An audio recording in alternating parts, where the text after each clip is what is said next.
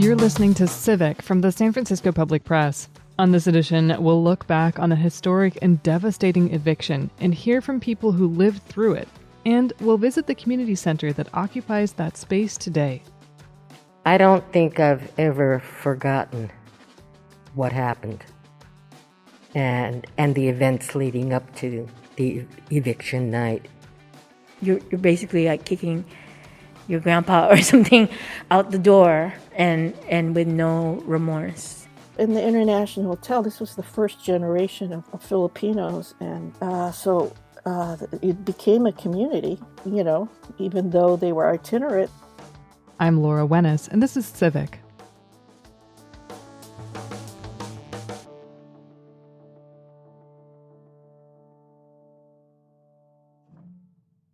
I met Jeanette Gandionco Lasam by chance. She was stopping by the Manilatown Heritage Foundation on the ground floor of a senior housing building called the International Hotel. Jeanette moved in here in June, and doing that was a really difficult decision for her. She was returning to a place where 44 years ago she had been evicted. You watch TV or you hear about evictions and you never think it's going to happen to you.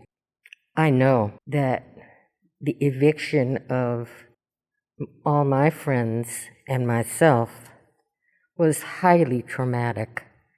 I don't think I've ever forgotten what happened and the events leading up to the eviction night. It's still in the middle of my brain. I think about it every day, and it kind of haunts me. Let me explain.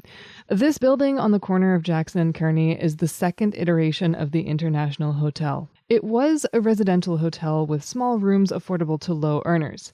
At the time, it was mostly senior Filipino men who lived here, people who had worked for decades in agriculture, in canneries, or in the service industry. On August 4th, 1977, more than 100 residents were evicted, all at once and with force, despite thousands of protesters outside. Tenant organizers had been resisting this eviction for years, and that activism didn't end with the tenants removed. It took decades, but the site where this SRO once stood was turned into an affordable senior housing facility and a community center. The apartments opened in 2005, but Jeanette didn't move back in until recently. She'd moved out of state, and the idea of returning was really hard for her. It took me a while to say yes to come back because this eviction really, it chilled me to the bone, And I didn't know if I was ready to make that transition. And, I'm still having a hard time making that transition because I walked into the hotel kind of like, expecting to see the same people that I lived with for almost 3 years. And, of course, they're all dead. And it opened up a wound for me that I had put back, way back in my mind. And I never wanted to recall it up, but that's what that eviction did to me personally. And aside from all the political ramifications and struggles we went through to save this building on a very personal level, it damaged me to some extent because for years I had a hard time.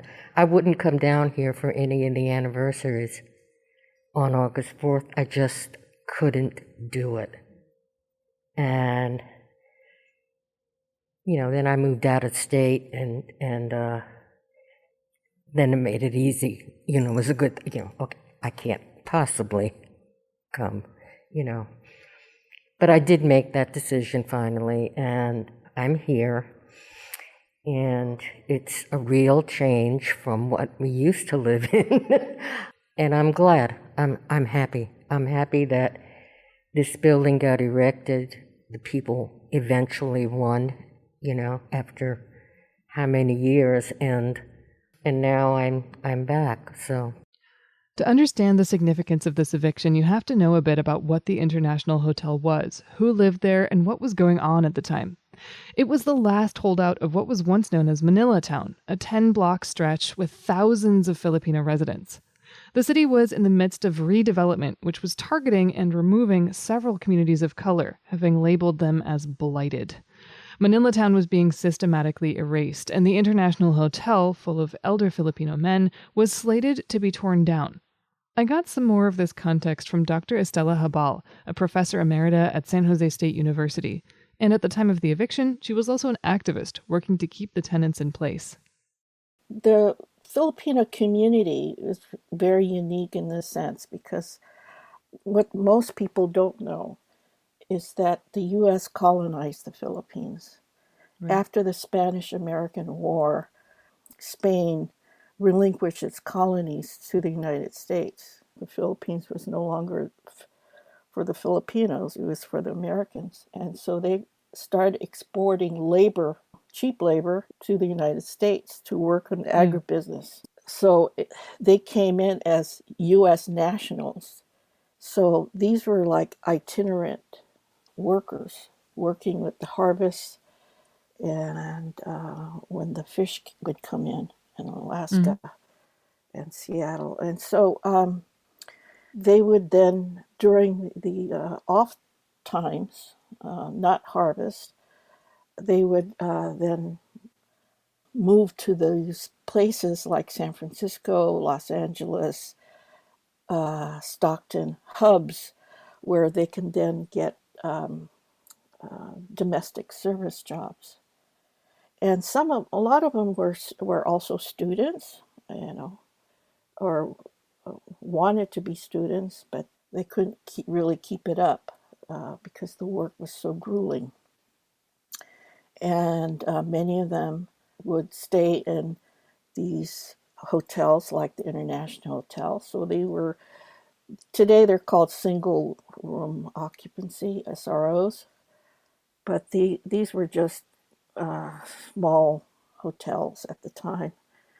And but the International Hotel was one of those that was one of the grand hotels. And so during that time period, when they stayed there, it wasn't really that bad, but landlords didn't keep them up. So by the 60s and 70s, a lot of them got kind of run down. So in the International Hotel, this was the first generation of Filipinos. It became a community even though they were itinerant, there was, by the time in the 1930s, there were 30,000 Filipinos, and probably, we make a good guess that there was maybe 10,000 in San Francisco by the 30s, working and then living there in the neighborhood, because there were lots of stores, pool halls, boxing rings. Boxing was a big thing in those days. These were itinerant workers, and then some of them ended up staying in the city and doing domestic jobs. So by the 70s, they were already 60, 70 years old, And so, they were mainly seniors. They really didn't have any other place to go, commensurate to, what they had there, and also the amount, the rent was cheap. And, there's a communal kitchen, and so they could, cook their food there. That's part of what we did in the organizing was cooking food, going to the meetings, doing speeches, making flyers, demonstrating, trying to force City Hall to do something, you know. So why were the tenants facing eviction, and why was it dragged out over such a long time? Was this, can we chalk that up to the successful efforts of activists trying to prevent the eviction? Well, definitely, yeah. It had to do with protest. It had to do with demonstrations. It had to do with letter writing campaigns. It had to do with fundraising. Educating people about what was going on there. And it was an intergenerational bond that occurred between people like myself who were younger and the elderly. And the elderly had already, were part of the farm workers movement. Some of them were already organizers. So they knew what it was to struggle. So it wasn't like, oh, these poor old guys. No, it was really, a lot of them were teaching us what to do. It's very unique in that way. But it was confluence of all of those factors that came together, young people searching for their identity, old men trying to fight for their homes, redevelopment, politics, moving out minority peoples, and who was expendable. So the first group was, they were called Negroes at the time, and it's called Negro removal. That's how they termed it, because that's what it was. I mean, redevelopment meant making all of those areas that minorities lived in blighted. And once they called them blighted, then they could then redevelop all of those areas and move people out, which is, a racist. That meant what meant the removal of Manilatown and the destruction of it. And the I Hotel was the last remnant of Manilatown. There used to be 10 blocks.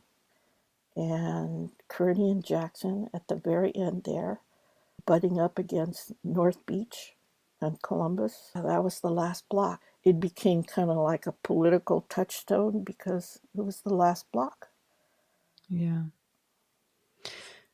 And then ultimately, police were called on thousands of protesters who were demonstrating against this eviction. I mean, I understand that they came with force, and that police entered the hotel with a fire ladder and broke into rooms with axes. What happened? That must have been terrifying. Yeah, I was inside. It was very terrifying. I cried the whole time because I just couldn't believe it that they would do that. Of course, I knew that it could happen, and we had organized for months security 24 hours a day. And that's why there were so many thousands of people there, because they were all organized to try to defend the I Hotel.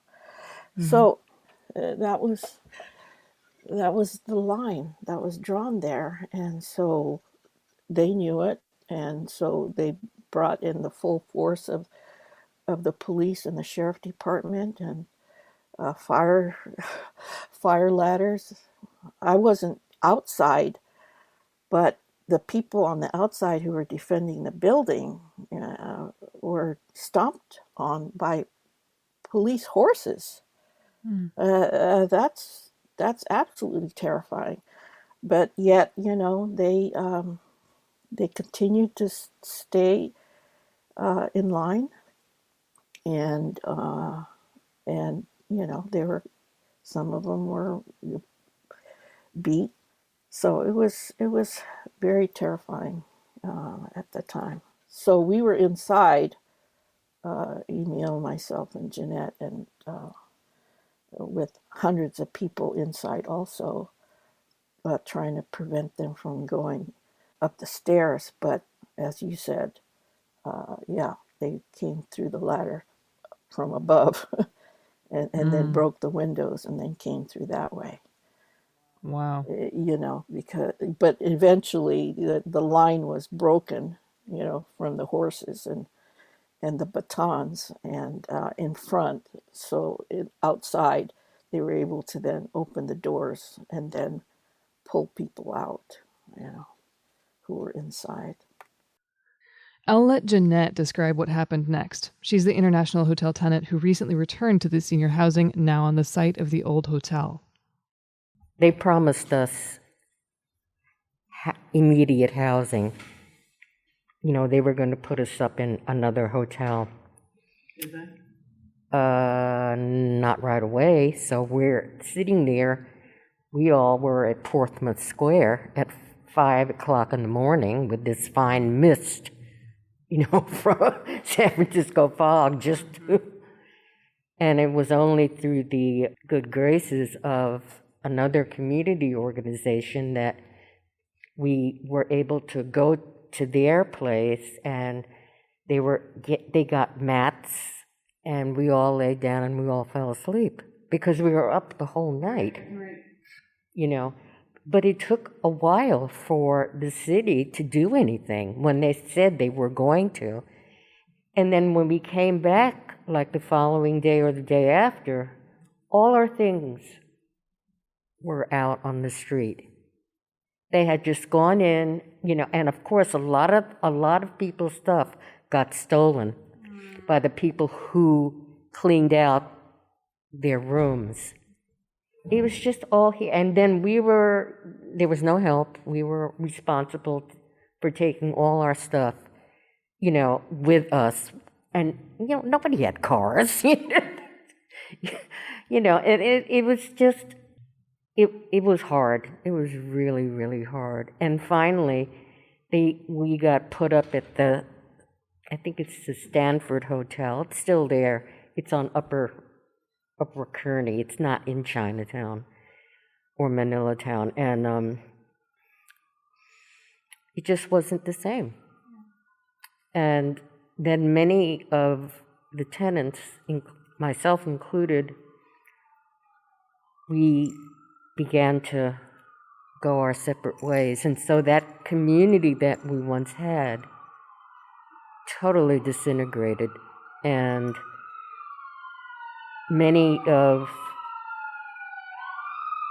within a year or two, many of the older tenants passed. And so that's where we went. Even with the tenants out, though, the building didn't immediately get turned into something else.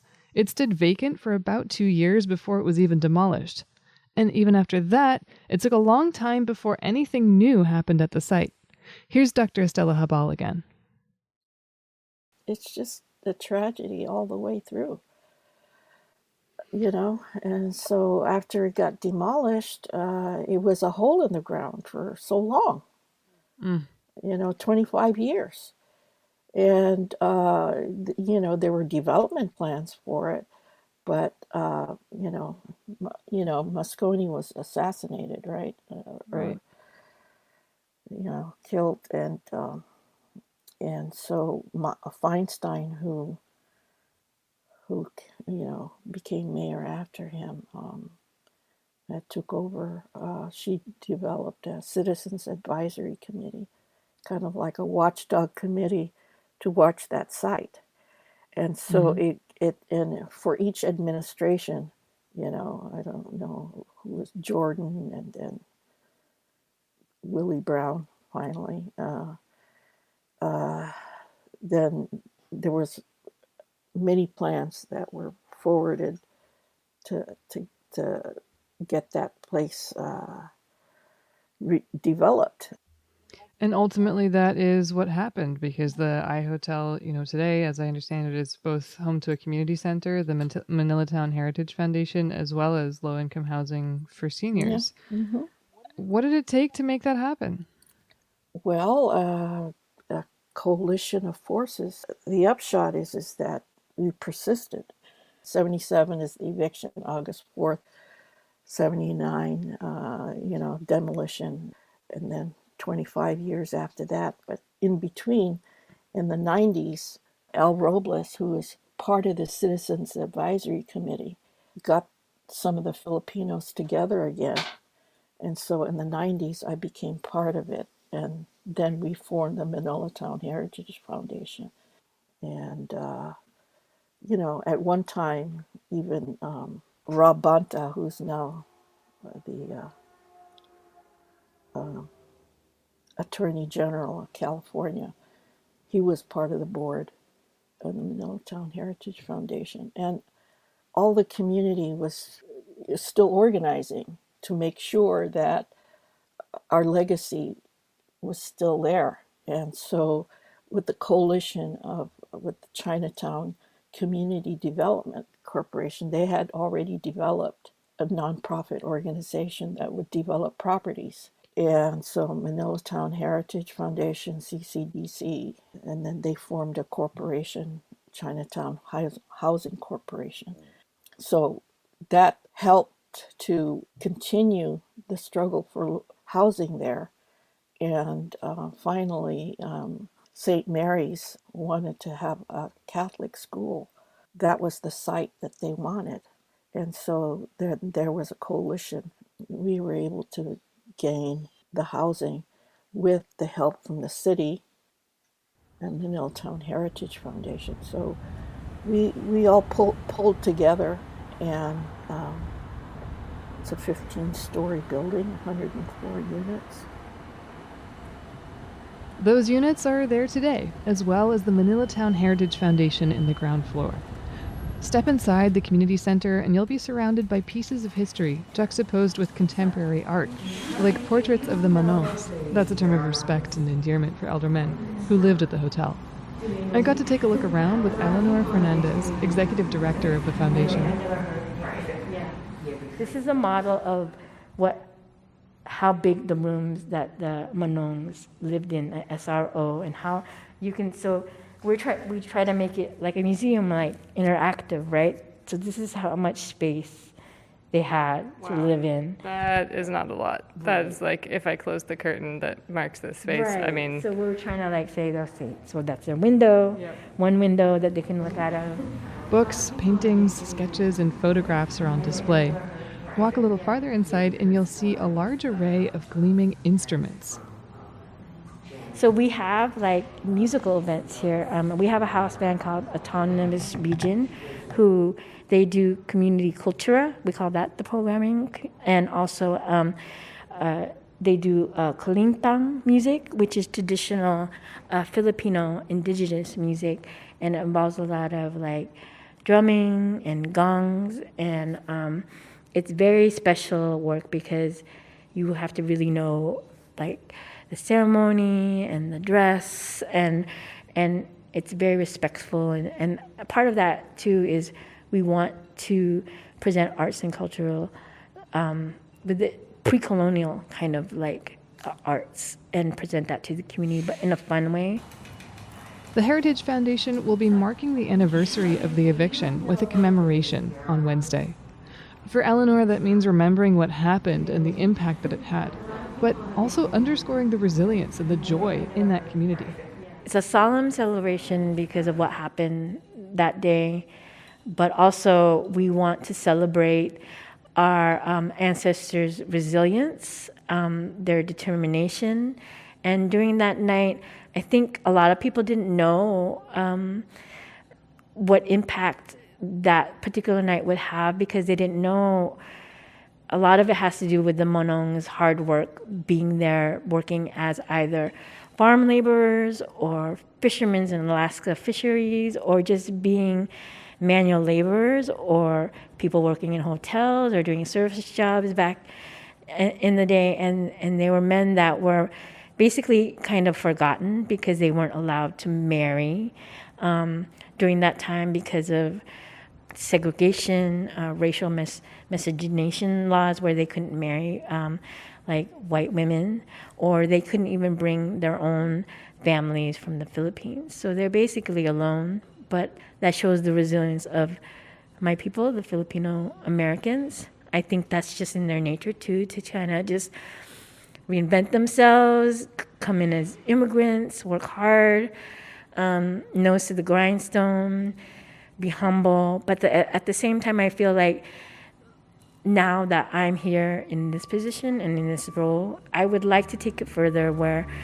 besides the trauma and the drama of that day, I want us to look back on it and make our own history and be kind of inspired by it, and find also, I think, the joy they had just being with each other during that time too. Even though I think people talk about them working hard or what happened that night. There was a lot of joy that they had in each other, in their friendships, in that community. I mean, it was almost like a social hall that they had there. They were feeding each other, having parties, like us. Like at the end of the day, sometimes we want to go to happy hour or dance or go to a club or just hang out with our friends and family.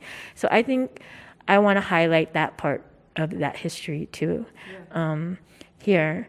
And a lot of that too, in our commemoration this Wednesday, we're going to have a special photo exhibit where we're showing the Manongs, and it's actually Tony Remington is our gallery manager here, and he actually knew personally some of these old Manongs, and as friends, as mentors, as people he took care of too. So it's almost like his family too that he's trying to kind of showcase and not forget. Because I say this all the time too, no one wants to be forgotten, right? As a person, or even your family, as a people and a culture. So our main goal here is people not forget what that community stood for, even though they were quote unquote hidden, or people try to erase that kind of history. We're here to kind of make a stand and say, no, they're still here, that history is important. And especially in light of anti-Asian violence these days, there's a lot of groups. I mean, I even just talked to the police officers that just came here right now that are kind of looking to Manilatown Heritage Foundation and that history, and looking back at it and seeing what the activists, kind of that activist nature that is kind of even not related to all kind of racism, right? I think it started with Black Lives Matter. Even last year, people were asking us about that because a lot of groups got involved during the iHotel fall. It was from the Black Panthers to ethnic studies groups in San Francisco State and UC Berkeley that were local. But I think that sparked other groups to kind of take a stand too, and be also knowing that there was solidarity during that night too. It wasn't just Filipino. It was different groups, like the woman that I just had a meeting with. She was there that night, and she's Chinese, right? And because we're neighbors and stand together here, working and living in Chinatown too. So, and also Caucasian activists too, or white activists, or it was just not right. You're basically kicking your grandpa or something out the door, and with no remorse, in violent ways too, showing a show of force, and with no compassion to not knowing to part of that what their history was with the country and how much they gave and sacrificed too. Their story will be remembered and celebrated this Wednesday, August 4th at the Manilatown Center. From 1 to 6 p.m., archived pictures by photographers of the era like Tony Remington, Chris Fujimoto, Fred Marr, and Jim Dong will be on display at the gallery. From 6 to 7, there will be a screening of a film by Curtis Choi called The Fall of the iHotel. And from 7 to 8, gathered community members will share stories prompted by those archival photos. Details can be found at manilatown.org. I'm Laura Wennis, and you've been listening to Civic. Before I let you go today, at the Public Press, which is Civic's parent organization, we've been working really hard during this pandemic to pursue angles we're not seeing much coverage of elsewhere, or to take a more systemic look at the issues that are surfacing in the headlines. The San Francisco Public Press is a nonprofit, and we're inspired by the public radio model. That's the idea that people who are able to support the work that we do so everyone can have access to it without paywalls or ads. If you think we're onto something, we'd very much appreciate if you could show your support. You can do that by going to sfpublicpress.org/donate, or by helping us get the word out about this show.